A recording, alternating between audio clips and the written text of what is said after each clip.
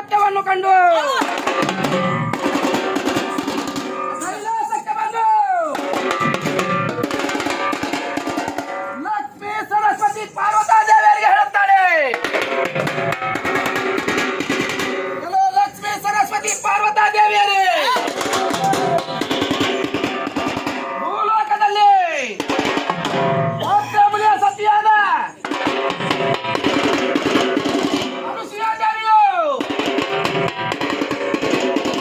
ಭೂಲೋಕದಲ್ಲಿ ಅತಿ ಶ್ರೇಷ್ಠ ಅಂತ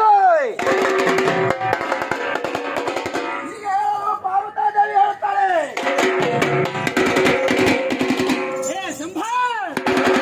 ಲಕ್ಷ್ಮೀ ಸರಸ್ವತಿ ಪಾರ್ವತಿಯರೇ,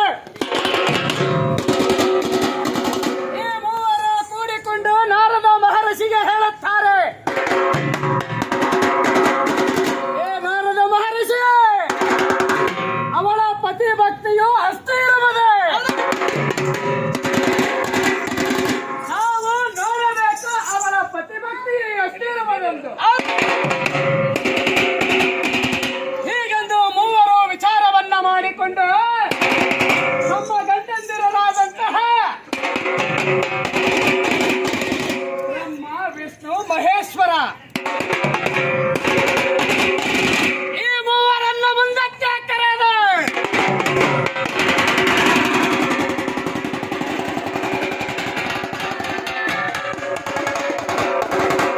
ಹೇ ನಮ್ಮ ಪತಿಯಂದಿರರೇ, ಭೂಲೋಕದಲ್ಲೇ ಸತಿ ಸಾವಿತ್ರಿ ಪತಿವ್ರತ ಶಿರೋಮಣಿಯಾದಂತಹ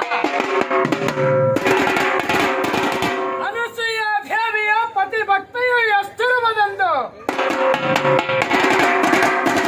ನೀವು ಮೂವರು ನಿಮ್ಮಯ ರೂಪವನ್ನ ಬದಲಿಸಿಕೊಂಡು ಹೋಗಿ ಅವಳ ಪತಿ ಭಕ್ತಿಯು ಎಷ್ಟಿರುವುದೆಂದು ನೀವು ಪರೀಕ್ಷಿಸಬೇಕು. ಹೇ ಶಂಭ, ತಮ್ಮ ಸತಿಗಳ ಮಾತನ್ನ ಕೇಳಿದಂತಹ ತ್ರಿಮೂರ್ತಿಗಳು ತಮ್ಮ ಹೆಂಡತಿಯರ ಮಾತನ್ನು ಕೇಳಿದಂತಹ ತ್ರಿಮೂರ್ತಿಗಳು ವೇಷಧಾರಿಗಳಾಗಿಕೊಂಡು ಈ ಭೂಮಂಡಲವನ್ನೇ ಪ್ರವೇಶ ಮಾಡಿಕೊಂಡು ಮಹಾಸತಿ ಅನುಸೂಯ ದೇವಿಯ ಬಾಗಿಲಿಗೆ ಬಂದವರಾಗಿ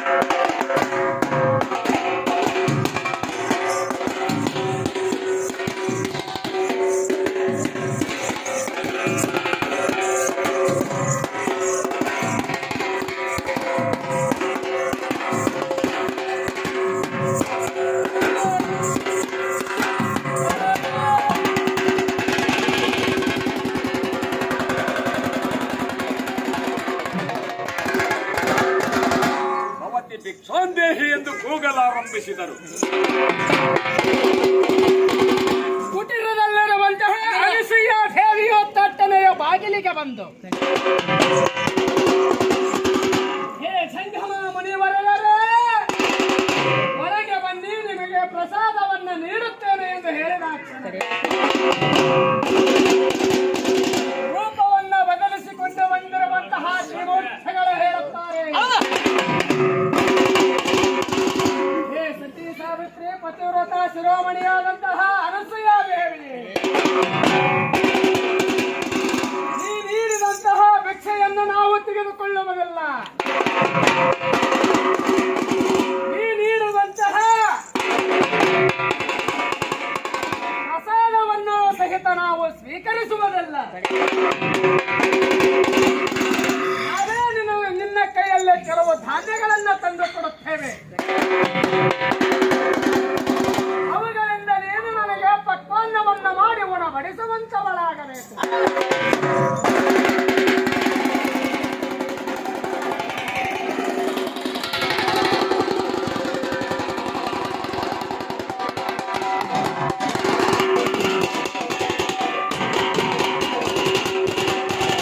ಭೂಲೋಕದಲ್ಲಿ ವಾಸ ಮಾಡುವಂತಹ ಸತಿದೇವಿಯು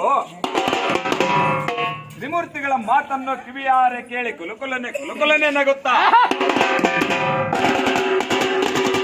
ಈ ಭಿಕ್ಷುಕರು ಕೇಳುತ್ತಿರುವಂತಹ ನುಡಿಗಳೇನು ನನಗೆ ದೊಡ್ಡದಲ್ಲ,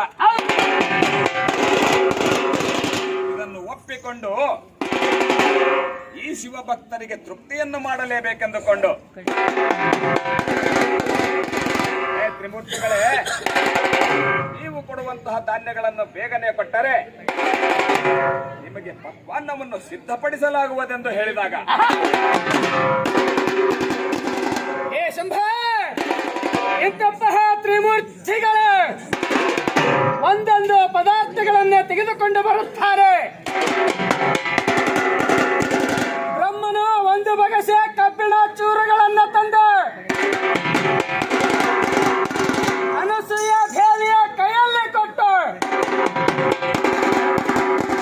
ನೀನು ನನಗೆ ಇದರಿಂದ ಬುಕ್ಕರಿಯನ್ನು ಮಾಡಿ ಉಣಬಡಿಸಬೇಕು. ಇತ್ತ ಮಹಾವಿಷ್ಣುವಿನ ಒಂದು ಬಗೆಸೆ ಮಳಲನ್ನ ತೆಗೆದುಕೊಂಡು ಬಂದು ಅನಸೂಯ ದೇವಿಯ ಕೈಯಲ್ಲಿ ಕೊಟ್ಟು, ನೀನು ನನಗೆ ಇದರಿಂದ ಕರಗರಮ ಮಾಡಿ ಉಣಬಡಿಸಬೇಕು.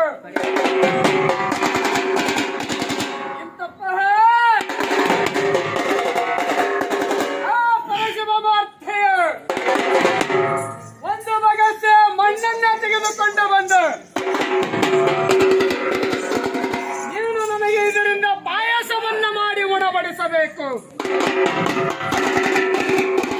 ಈ ರೀತಿಯಾಗಿ ಹೇಳಿದ ಕ್ಷಣವೇ ಇಂತಹ ಅನಸೂಯ ದೇವಿಯ 3 ಪಾತ್ರೆಗಳನ್ನೇ ತೆಗೆದುಕೊಂಡು 3 ಪಾತ್ರೆಯಲ್ಲೇ ಹಾಕಿ,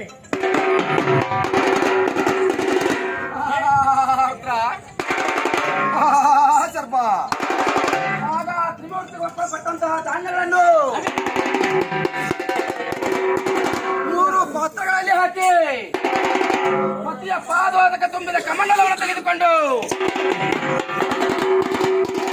ಆ ಕಮಂಡಲದ ನೀರನ್ನು ಆ ಪಾತ್ರೆಗಳಿಗೆ ಹಾಕಿ ಬೇಯಿಸಲು ಪಕ್ವಾನ್ನವು ಸಿದ್ಧವಾಯಿತು.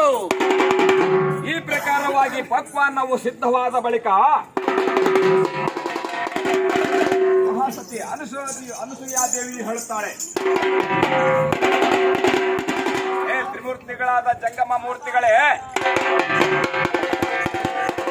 ನೀವು ಕೇಳಿದಂತಹ ನಾನಾ ತರವಾದ ಪಕ್ವಾನ್ನವು ಸಿದ್ಧವಾಗಿರುವುದರಿಂದ ನಾವು ಈಗಿಂದೀಗಲೇ ಭೋಜನಕ್ಕೆ ಸಿದ್ಧವಾಗಬೇಕು ದೇವಾ.